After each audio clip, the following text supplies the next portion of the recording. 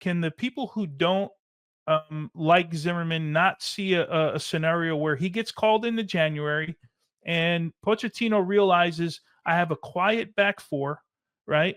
I've got a guy now who's not afraid to use his voice, who could have a good camp. He may have a stinker of a camp and play himself out, but he can also have a good camp and show himself as one of the leaders. And Pochettino says, I need to bring this guy with the first, let's call it the first group, right? The first team for March.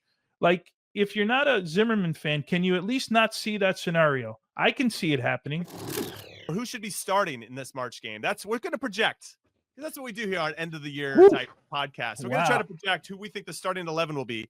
Keep in mind that Sergiño Dest is now training again with PSV, so he could potentially be available, and I'm sure that would alter some decisions. Now, I gave my list to our producers, to Des in particular. I had a list, a starting 11 that I thought Pochettino would go with, and then I had one that I would like to see. And Tones, I don't know what you submitted, but they didn't give us. I don't think I did. Was I asked for a submission, or did I miss that homework assignment? It doesn't even matter, Big Tones, because they ended up putting out their own top 11. Oh, okay. Well, what is it? Let's see it. So producer Des and Ivis decided to put together this is their team, and this is what they got. Okay, Turner in goal, Jedi, a 4-3-3, Jedi Robinson, Tim Ream, Mark McKenzie, Joe Scally, back four. Got Tyler, Musa, and McKennie in midfield, so MMA again. Pulisic, because Balogun will be out for sure, so Pepe up top, and then Timo Weah out wide right. That's their team. I got some issues with this, to be honest. So we went back to a 4-3-3. Is that what I'm seeing here? Yeah, that's what they think we're gonna see. I think they've been drinking on the job. This is 2000. We're going into 2025, right? We're gonna. Okay, so I took it. They're trying to defend themselves in our private chat. That's not the right layout. Whatever, Ivis. 4-3-3. That's what I'm seeing on the full screen. I'm seeing a 4-3-3. Well, the back four, let's call it the back five, right? We've seen this now 4 games in a row under Pochettino, right? 4 games that we saw that same back five, right? Yes. With Turner. Yes. Okay. So I'm good with that. Adams. So I had it a little bit differently. Yeah, I had the 2. I didn't put. I'm missing one player because I was scrambling while the picture was up. So I had that back five. Tank called it very safe 11. Tyler, McKennie next to each other. Can we put Musa wide and then Weah underneath as almost a second forward? You could. Yeah, so more of a 4-2-3-1, knowing that it's going to change when we build out into what was it the last time? It was a 3. It's like a 3-2-3.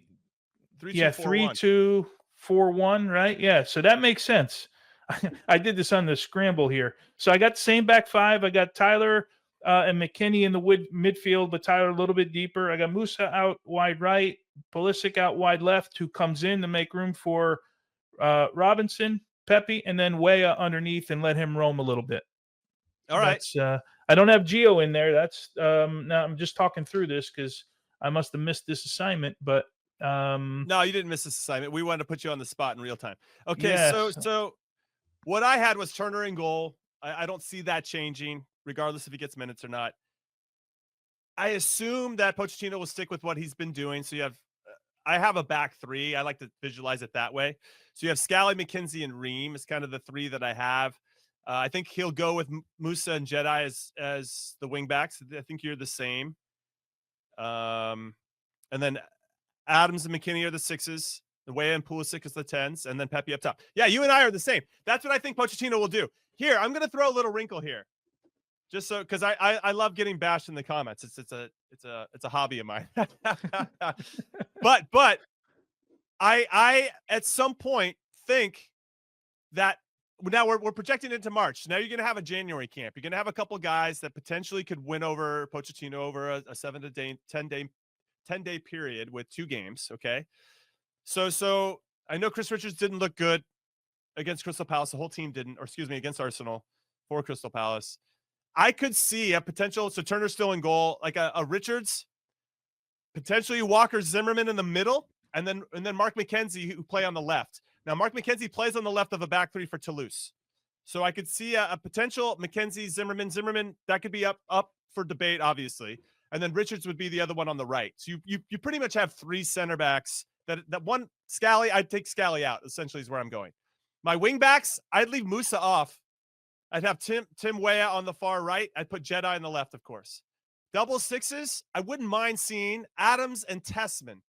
So Adams can sit, Tessman can play a little bit more off of the 8, but a guy that can be very good in possession for us, and obviously he demonstrated what he's capable of. I thought he was very good in leg 2 against Jamaica. And then double 10s, just to mix things up, right? So we have a little bit of different names. You have McKinney and Pulisic as our 10s. So that McKinney can kind of roam and find the pockets of space that he can, and obviously has a great relationship with Tim Weah on that side, so you can have you tapping into that Juve connection, and then Pepe up top. I know, again, I know I'm going to get hammered for this, but I still think it would be nice to maybe leave Scally out. And if Dest comes back into the team, obviously just gives us more options there. But I'm leaving Dest out for right now because I just don't know where he is in his progression. And a couple months from now, he could be fine, but I'm just going to leave him out for now. Yeah, so I had 4. I put here 4 sort of other possibilities. Scally Dest was one of them. Richards was the other one. Tessman and Gio. I think those are where the conversations are around here. Sure. I agree with you. Yeah, and I think and I think we said this also last camp. We're going to find out a lot in March on what Pochettino really thinks. First 2 camps, right? You're kind of playing with what you got. He's going to have between that period of time. I don't know how many games his guys are going to scout. But he's going to have had scouted a whole slew of games with a lot of these guys, right? We're going to get a real feeling in March of what Pochettino thinks about this group, right? And it might look completely different from what we think, right?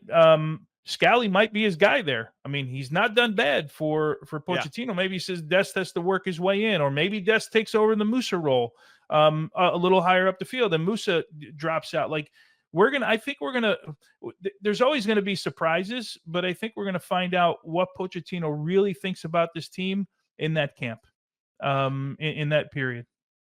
No, I agree with you. I think ultimately those are the areas and the players that you circled that will. Is there anyone else? Am I missing? No. I just see some comments, and I know I asked for this, that either I have leaked nudes of Zimmerman or I have leaked nudes of somebody, or what's my obsession with Zimmerman. What I'll say is this: Pochettino is a former center back, and what I think Zimmerman has that maybe some other players in our player pool don't are leadership and intangible qualities. And yes, I'll raise my hand and say it once again, that him and I have similar player profiles, and so I have a soft spot for the guy. But I do think that in the middle of a back 3, he could be a very good leader to just get people in good spots to make plays. I think he's got good communication skills. And so those intangibles could, if he can win over Pochettino in January, I think those could be an opportunity for him to scrape in. That said, you want to leave him out, then Richards comes back into the 3. You can just have McKenzie and Ream. I just think at some point, Scally's out of the conversation because we want 3 proper center backs. And then you can really have, that's ultimately what I'm trying to get to. Okay. Listen, Scally has value, but I don't know if I want him as one of our 3 center backs in the back 3. I always try and look at the other side of the argument, right? So if you're one of the people that's in this, you're saying in the chat they don't like the Zimmerman call. Let me just throw this out at you. You mentioned the qualities he has, but is there can the people who don't like Zimmerman not see a scenario where he gets called into January and Pochettino realizes I have a quiet back 4, right? I've got a guy now who's not afraid to use his voice. Who could have a good camp. He may have a stinker of a camp and play himself out, but he can also have a good camp and show himself as one of the leaders. And Pochettino says, I need to bring this guy with the first, let's call it the first group, right? The first team for March. Like, if you're not a Zimmerman fan, can you at least not see that scenario? I can see it happening. I can see it. Listen, for sure, right? So one thing also to say, and I mentioned this before, Zimmerman, if we're comparing him to other MLS, this guy's played in a World Cup, played in the Olympics. It's not like he's an unknown quantity that doesn't have any experience at the highest levels. All the other names you can throw out don't have any of this type of experience, including Mark McKenzie and Chris Richards, right? They don't have this experience. It's just something that I think should add value. He's 31, by the way. Tim Ream is 37. So if you're talking about, somebody that has experience, that's been around, I do agree with you ultimately that I could see a scenario where this plays out, because I think Pochettino has a really good idea, being a former center back himself, of what that position entails and how he wants center backs to play within his particular system. Yeah, that's one position he's not going to make a mistake at, Pochettino, right? Like he knows exactly what he's looking for. Let me ask you something, and only because we're coming off MLS Cup here, and he just did a new contract, right? And now is Aaron Long in that conversation too? That maybe could go to camp. I don't know if he's going to camp. I have no idea. We haven't seen the list. But a guy who's got experience with the national team. I know he slowed down a little bit. But if you're playing with three center backs, maybe you got a covering. You know what I mean? So I'm just trying to think of guys. I'm not promoting Aaron Long to the national team by any stretch, but I'm trying to think of guys in the same scenario that you're talking about right now, right? Yeah.